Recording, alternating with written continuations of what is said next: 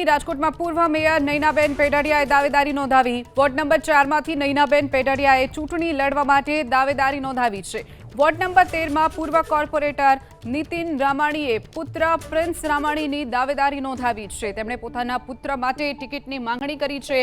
તો બીજી તરફ રાજકોટના જે પૂર્વ મેયર નયનાબેન પેઢડિયા રહી ચૂક્યા છે તેમણે ફરી એક વખત દાવેદારી નોંધાવી છે। વોર્ડ નંબર 4માંથી નયનાબેન પેઢડિયાએ ચૂંટણી લડવા માટેની ફરી એક વખત તૈયારી દર્શાવતા દાવેદારી નોંધાવી છે।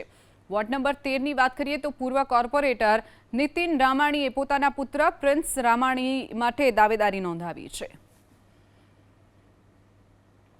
જેને પણ ઉમેદવારી નોંધાવી હોય, જેને પણ ચૂંટણી લડવાની ઈચ્છા હોય એ પોતાની ઉમેદવારી નોંધાવી શકે છે, પરંતુ પાર્ટી જેને ઉમેદવાર નક્કી કરી અને જાહેર કરશે એ 4 ઉમેદવાર છે એ સ્થાનિક સ્વરાજ્યની ચૂંટણી લડી શકશે।